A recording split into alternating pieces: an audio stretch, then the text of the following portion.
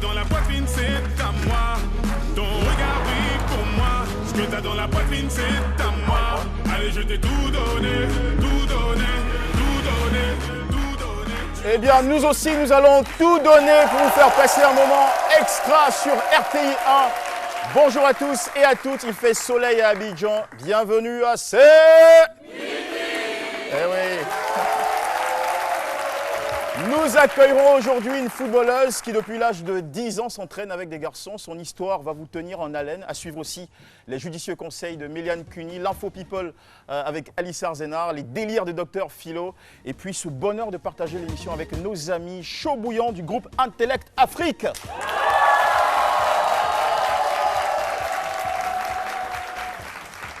Plaisir aussi renouvelé de vous retrouver parce qu'il y avait un de vos représentants avec nous hier, sinon un peu plus. Ce sont les amis de l'ISGMA, l'Institut supérieur de gestion, économie et management de Cocody. Et comment oublier nos fidèles amis, chers fans du club. C'est midi. Merci d'être là et de vous applaudir très fort. Méliane Cuny, bonjour. Bonjour Jean-Michel, comment allez-vous? Je suis en super forme. Au taquet, yes, yes. Alors, que prévoyez-vous pour nous aujourd'hui, Méliane? Il faut dire qu'aujourd'hui, on va parler d'un phénomène, des conflits dans le foyer à cause du foot. Les femmes, asseyez-vous bien, j'ai des astuces pour vous. Super, on est impatients de découvrir. Et je me tourne à présent vers la beauté tout en rouge. Après la beauté tout en blanc et noir et jaune. Alice Arzenard, bonjour. Oui, bonjour Jean-Michel. Bien dormi, bien réveillé? Oui, très bien réveillé en tout cas. Vous m'avez l'air un peu mal réveillé. Non, ça va passer. D'accord. Alors, votre proposition pour aujourd'hui? Aujourd'hui, nous sommes toujours aux couleurs de la CAN. Donc, nous allons parler de nos footballeurs préférés parce qu'il y a un footballeur qui s'est marié en cachette, au fait, sans même m'inviter. Donc, la suite, ce sera pour tout à l'heure. Oui. D'accord. On va apprendre des choses dans cette émission. Et vous êtes très nombreux à l'apprécier, comme nous d'ailleurs. On le chouchoute et on l'adore, notre docteur Philo. À quoi s'affaire-t-il, Philo? Bonjour. Ah, c'est à moi que vous parlez? Oui, tout à fait. Ah, d'accord. Ah, mais non. Ouais, c'est bon. C'est bon. Mais, ouais, je suis pas content de vous qui faites émission. Ça fait combien de semaines vous êtes dans ce... Personne n'ose nettoyer le gazon? Passez l'aspirateur. Non, mais c'est tout. Non. Alors, Allez le pied là. Allez le pied là. Philo, attention à nos chers invités du public, faut pas faire mal. Allez le pied là. Alors, tout doit être clean pour... Des intellectuels qui salissent le studio. Nous, on n'est pas... Voilà, merci beaucoup, docteur Philo, qu'on va retrouver dans quelques petites secondes pour nous donner sa lecture du thème de ce jour, thème qui nous rassemble, nous réunit et qui va animer la première partie de cette émission. C'est footballeuse depuis l'âge de 10 ans. Je m'entraînais avec des garçons. Docteur, c'est à vous.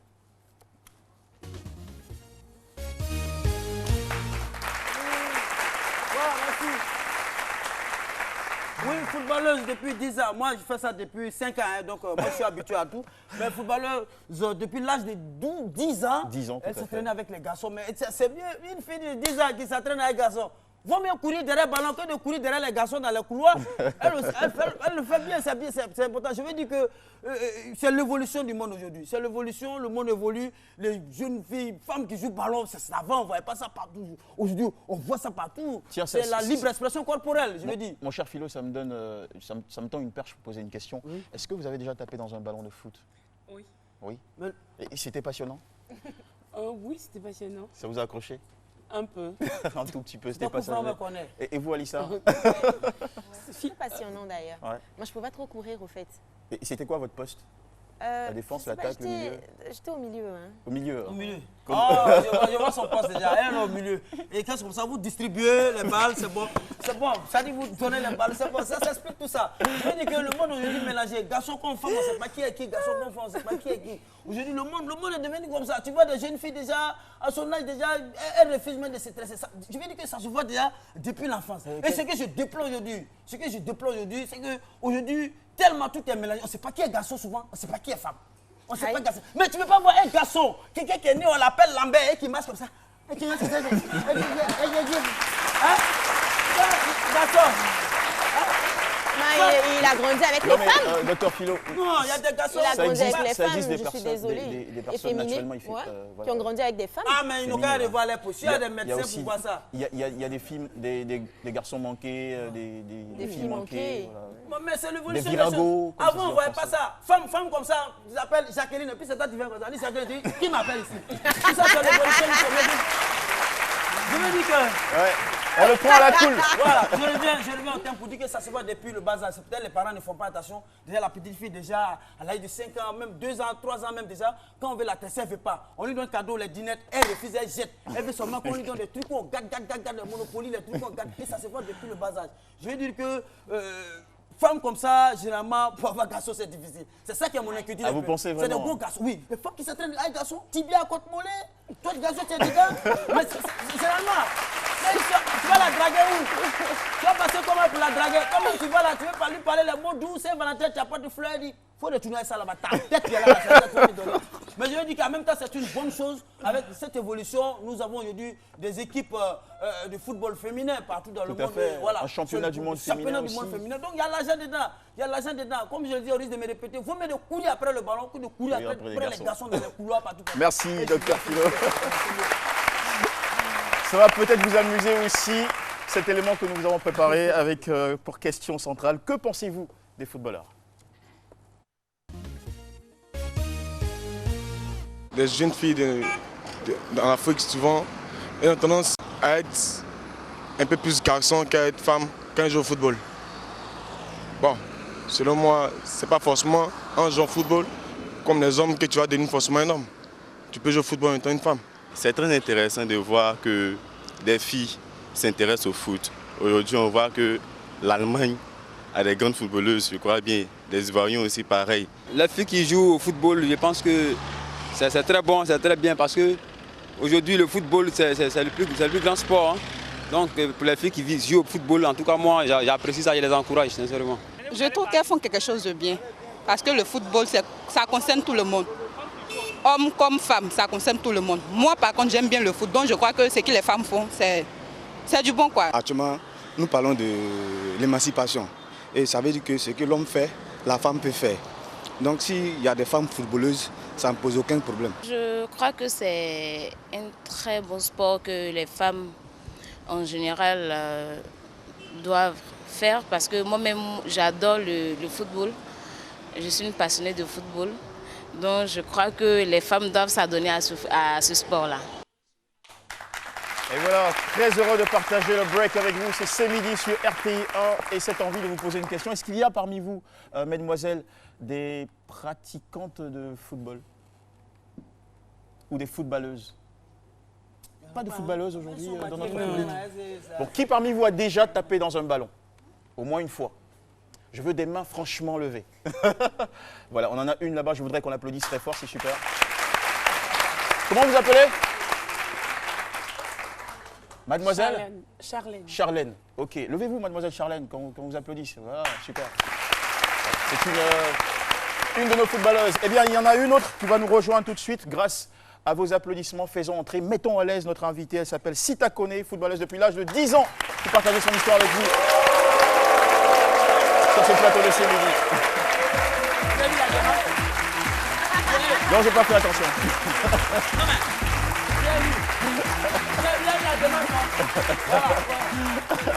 Sita, ça commence très fort là, on vous taquine. Bonjour Sita. Bonjour. Merci cher public, merci de vous recevoir. Comment allez-vous Sita? Ça va, merci. C'est un plaisir de vous accueillir. Moi aussi. Sita, vous êtes footballeuse depuis l'âge de 10 ans. Comment avez-vous, d'entre deux jeux, c'est la question, découvert le football? Je dirais que l'inspiration est venue d'un vieux père du quartier, un tonton du quartier, parce qu'à l'époque, comme ça, on les appelait. Est-ce que vous êtes intimidé? Vous êtes intimidé? Non, ça va. Non. Allez, sortez un peu la voix. Fan de la SEC. Un vieux père du quartier, en voilà, fait, un fan doyen, de la SEC d'Abidjan. Abidjan, on les appelle les corons. Voilà, les corons, les tontons. Avant chaque match, il essayait d'ambiancer un peu le quartier et tout ça. Donc souvent, on était petits, on le suit, taper les tam-tams. Tout, c'est comme ça que l'inspiration du foot est venue. Et comment ce vieux père, ce coron, ambiançait le quartier à l'époque? s'il y avait un match, par exemple, à Africa, il va un peu côté des supporters de l'Africa, essayer de les embêter un peu, les titiller. Donc nous, ça nous amusait. Et puis c'est comme ça que... Et quand vous tapiez les tam-tams à l'école, vous tapiez fort. On avait des boîtes de tomates. Bon. Vous parlez fort comme si vous étiez en train de taper les boîtes, là, comme ça, non, on va vous entendre. Et tout ça, toute cette ambiance et ce spectacle footballistique vous a amené à rejoindre d'autres garçons du quartier qui jouaient à ce qu'on appelle les 4 poteaux à l'époque. 4 poteaux. Moi, j'ai joué aussi aux 4 poteaux. Voilà. C'est très prenant. Personne ne me croit. Regardez, là-bas, mes amis de l'intellect, ils font ça. Vous ne croyez pas, j'ai joué aux 4 poteaux? Ah ouais? Si. 4 poteaux. Et j'étais bon. Allez, on garde le sourire, allez-y. 4 poteaux, c'était bien. On jouait en une touche de balle. À chaque fois, quand tu encaissais un but, tu sors. Parce qu'il y avait peut-être 2 ou 3 personnes qui attendaient. Donc, c'est comme ça, l'inspiration du foot et tout. Et... Ne soyez pas stressés, sortez la voix, ne vous inquiétez pas. Donc, c'est ça, c'est comme ça un peu, j'ai commencé à pratiquer le football avec eux déjà. Est-ce que ça ne sonnait pas étrange pour le voisinage de l'époque qu'une fille joue aux 4 poteaux? Parce que nous, ce à quoi on a été habitués, c'est de voir les filles jouer à la marelle, à la corde. Oui. Et puis moi, je suis d'une famille musulmane et tout. Là, je voyais souvent des connaissances. Ils peuvent te parler en Djoula. Toi, tu ne vas pas aider ta maman, quoi. Tu es là, tu es en train de jouer à chaque fois avec les petits garçons et tout ça. Moi, je ne faisais même pas attention parce que moi, j'avais déjà en tête, je viens, je joue 4 poteaux. Je sais que quand je veux rentrer à la maison, ça va être chaud, mais ça ne me disait rien, quoi. Allez, parlons de ça va être chaud. Maman réagissait très mal à cette attitude que vous avez. Oui. Vous rentrez à la maison, les pieds couverts de poussière. Sale, puis avec des cicatrices souvent. Les blessures Oui, des blessures. Et elle vous passait la chicotte. Hein. Oui. Des volets de verre. C'était quand même chaud. Mais ce qui est étonnant, c'est que vous vous entêtiez à continuer à jouer au foot, alors que chaque soir, maman vous chicotait. Moi, j'aimais la chose. Donc, j'acceptais. Ah bon. Je savais que ça allait être difficile parce que... Acceptait de se faire chicoter. Chicoter parce que j'aimais, parce que je savais que... Elle est passionnée en fait. Tu chicotes un enfant pour quelque chose, ça l'encourage. Ouais, j'avoue, au fait. On n'a plus peur de la chicotte. Donc la chicotte vous motivait? La chicotte, mais c'est vrai que ça faisait mal.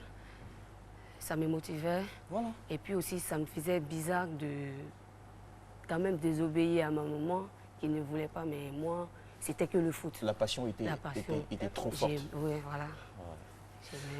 D'accord. Alors, oui, vous voulez me poser une question, il m'a semblé. D'accord, ok. Alors, est-ce que vous avez eu droit, comme tout enfant normal, toute fille normale, à des jouets plutôt féminins, c'est-à-dire des poupées? Des poupées, oui, mais je ne tenais pas attention parce que ce n'était pas mon genre.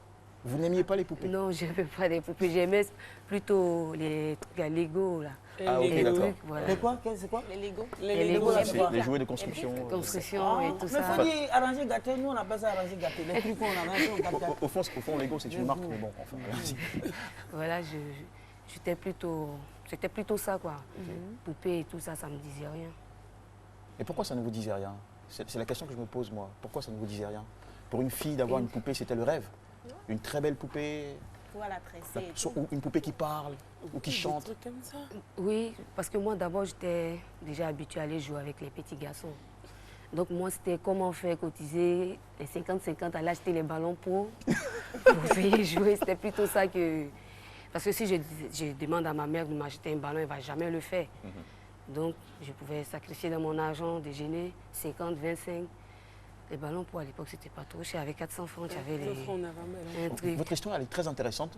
Mais vous savez, le public n'arrive pas à réagir parce qu'ils ne nous entendent pas très bien. Sinon, elle vient de dire qu'elle préférait à la poupée cotiser 50 francs pour aller acheter, comment ça s'appelait, des ballons? Les ballons pour. Des ballons pour. Ouais, ouais. Donc, vous allez parler un peu plus haut. Essayez de parler un peu plus haut, ok. Vous voulez un peu d'eau? Non, ça va. Ça va? Ok, d'accord. Alors, qu'est-ce qui vous attirait autant? Qu'est-ce qui vous accrochait, vous scotchait autant au football? Avec le même vieux père, le supporter de la SEC, je me rappelle qu'un jour, il m'a envoyé au stade voir un match à SEC Africa. Et j'ai aimé le match. J'ai eu la chance de voir Kalou Bonaventure jouer. Tout ça, donc quand je suis venue, j'ai dit, ah, le foot, c'est intéressant. Hein. Il y a du monde, les gens te regardent, tu fais un peu de plaisir sur le terrain et tout ça. Donc j'étais contente ce jour-là, j'ai dit au vieux père merci et tout. Donc j'ai fait un tour. Et je me rappelle des années plus tard, j'ai dit au vieux père, mais et Bonaventure Kalou et tout ça, il m'a dit qu'il était devenu professionnel, mais qu'il a son frère à l'académie, Salomon, qui est très très fort aussi. Et comme ça, il m'a envoyé à Sol-Béni un samedi. Il y avait l'académie qui jouait contre un autre centre de formation. C'est comme ça que j'ai vu des petits garçons aussi. Mais c'était des vieux pères parce que moi, c'était des vieux pères, mais j'ai vu qu'il y avait des jeunes aussi. Des aînés, on va dire. Voilà, des aînés qui jouaient. Et puis, on appelait ça un centre de formation. Et c'est tout ça qui vous a fait tomber amoureuse encore plus du football. Du football. Okay. Moi, je veux savoir, vous jouez quel poste? Moi, avant, j'étais attaquant. Je jouais à attaque. Mais je me rappelle parce qu'après, j'étais dans un centre de formation. J'avais peur de jouer de la tête. Le coach Ouattara, Claude, où j'ai été formé, m'a dit, mais pourquoi tu as peur de jouer de la tête et tout? Donc, lui, il a dit, par rapport à ta technique et tout, vous préférez t'utiliser en 10. Et donc, je joue en 10. D'accord. Est-ce que vous parveniez à vous concentrer à l'école avec cette passion débordante que vous développiez à côté? Non, c'était un peu difficile quand même. C'était un peu difficile parce que moi, d'abord, même avant de m'intéresser au football, je n'étais pas trop étude. Vous n'aimiez pas les cours? Non, je n'aimais pas les cours. Je sais pas, mais je ne partais même pas pratiquer. Vous faisiez l'école buissonnière? Voilà, ça ne me disait rien à l'école. Je ne partais même pas à l'école. Ça ne me disait rien. J'imagine que maman n'était pas du tout contente parce que, précision, vous avez grandi avec votre mère. D'abord, elle ne savait pas que je ne rentrais pas en classe. Et un jour comme ça, le maître est passé dans la rue avec ma mère. Il a dit à ma mère que mais ta fille, elle ne vient pas à l'école. Hein. Donc elle a dit, ah bon? J'imagine. Elle m'a frappée, hein, c'était chaud. Donc, ouais, dans mon cœur, je citais le maître, c'est un soyer et tout. Vous avez stoppé vos études en CM2? Oui. CM2. Pour suivre les garçons. Je dis pas pour suivre les garçons. Vous allez jouer avec les garçons. Oui, on joue avec les garçons. En même temps, je leur parce qu'il y a plusieurs filles qui se trouvent dans ce cas actuellement. On les voit dans les quartiers. Est-ce que quelque part, le fait de suivre chaque fois les garçons, vous-même, gros garçons, vous êtes dans ce milieu-là, vous n'avez pas, excusez-moi du terme, mais en griffe, essuyé quand même de certaines tentatives d'abus parfois?